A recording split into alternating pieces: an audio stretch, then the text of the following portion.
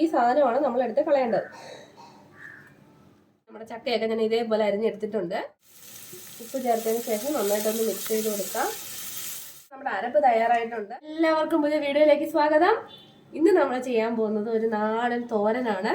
എന്ത് തോരനാന്നല്ലേ? ഇതാണ് നമ്മുടെ ശീമച്ചക്ക. ഇവിടെയൊക്കെ ഞങ്ങൾ ശീമച്ചക്ക എന്നാ പറയുന്നത്. ഇനി വേറെ പേരൊക്കെ ഉണ്ടാവും, പക്ഷെ എനിക്ക് അറിഞ്ഞൂടാ. പിന്നെ ഞങ്ങളിവിടെ ശീമച്ചക്ക എന്നാ പറയുന്നത്.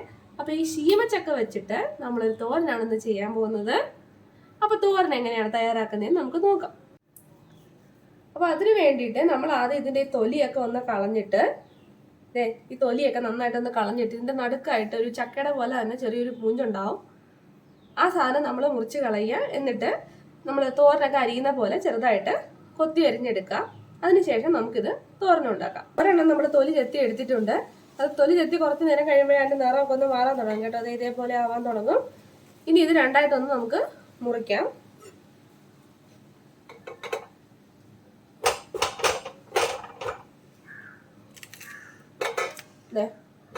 ഈ സാധനമാണ് നമ്മൾ എടുത്ത് കളയേണ്ടത്.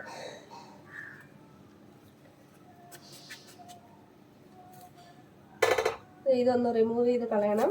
ഈ ഒരു പോർഷൻ നമുക്ക് ആവശ്യമില്ലാത്ത.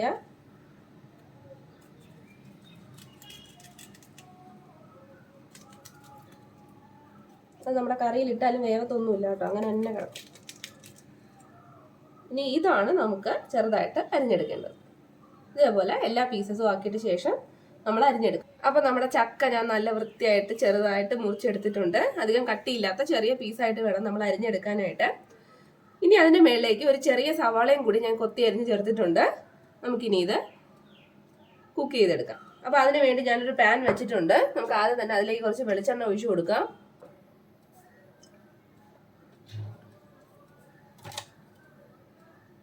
വെളിച്ചെണ്ണ ചൂടാകുമ്പോഴേക്കും നമുക്ക് കടുക് ഇട്ട് കൊടുക്കാം കേട്ടോ. അപ്പോൾ എണ്ണ ചൂടായിട്ടുണ്ട്. നമുക്ക് അതിലേക്ക് കടുക് ചേർത്ത് കൊടുക്കാം.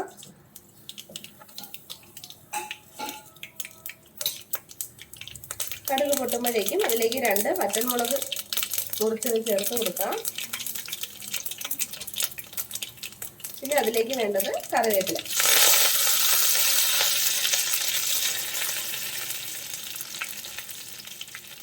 ഇത്രയും ചേർത്തതിന് ശേഷം നമ്മൾ അരിഞ്ഞു വെച്ചിരിക്കുന്ന ഈ ചക്ക അതിലേക്ക് ചേർത്ത് കൊടുക്കാം.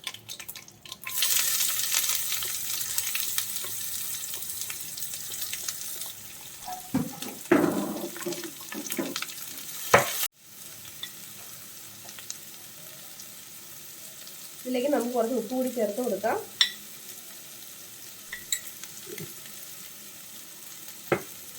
ഉപ്പ് ചേർത്തതിന് ശേഷം നന്നായിട്ടൊന്ന് മിക്സ് ചെയ്ത് കൊടുക്കാം.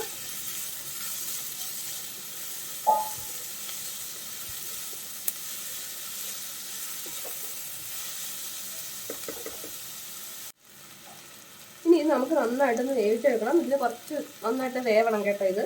അപ്പോൾ ഇതൊന്ന് ലോ ഫ്ലെയിമിൽ നമുക്ക് മൂടി വെച്ച് ആദ്യം ഒരു 10 മിനിറ്റ് നമുക്കൊന്ന് കുക്ക് ചെയ്തെടുക്കാം.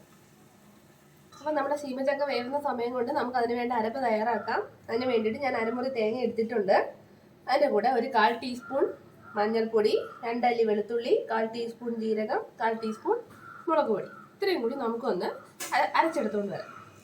അപ്പോൾ നമ്മുടെ അരപ്പ് തയ്യാറായിട്ടുണ്ട്. നമ്മൾ വെള്ളമൊന്നും ചേർത്തിട്ടില്ല, ജസ്റ്റ് മിക്സിയിലിട്ടൊന്ന് ക്രഷ് ചെയ്തെടുത്തിട്ടേ ഉള്ളൂ. ഈ അരപ്പ് നമുക്കിനി ആ തോരനിലേക്ക് ചേർത്ത് കൊടുക്കാം. നമ്മളിത് മൂടി വെക്കാൻ തുടങ്ങിയിട്ട് കൃത്യം 10 മിനിറ്റ് ആയിട്ടുണ്ട്.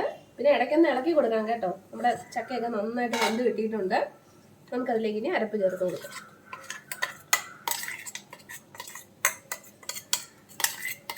അരപ്പ് ചേർത്തതിന് ശേഷം വെള്ളം ഒന്നും ഒഴിച്ചു കൊടുക്കണ്ട. ഒരു 2 മിനിറ്റ് ജസ്റ്റ് ഒന്ന് മൂടി വെച്ചാൽ മതി. അരപ്പൊന്ന് വേകാൻ വേണ്ടി ഒരു 2 മിനിറ്റ് ഒന്ന് മൂടി വെക്കാം ലോ ഫ്ലെയിമിൽ. ഇപ്പം 2 മിനിറ്റ് കഴിഞ്ഞിട്ടുണ്ട്. നമുക്കൊന്ന് തുറക്കാം. ഇനി നമുക്കിതൊന്ന് മിക്സ് ചെയ്ത് കൊടുക്കാം. നമ്മുടെ സ്വാദിഷ്ടമായ ശീമച്ചക്ക തോരൻ തയ്യാറായിട്ടുണ്ട്.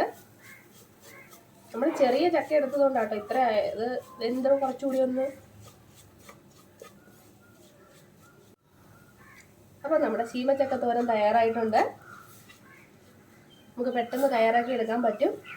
എല്ലാവരുടെയും വീട്ടിലൊക്കെ ഉണ്ടാവുമല്ലോ. ഒന്ന് ചെയ്ത് നോക്കുക. നിങ്ങളുടെ അഭിപ്രായങ്ങൾ അറിയിക്കുക. വീഡിയോ ഇഷ്ടപ്പെട്ടെങ്കിൽ നിങ്ങളുടെ ചാനൽ സബ്സ്ക്രൈബ് ചെയ്യുക. പുതിയ വീഡിയോയുമായി നമുക്ക് വീണ്ടും കാണാം. അതുവരെ ബൈ ബൈ.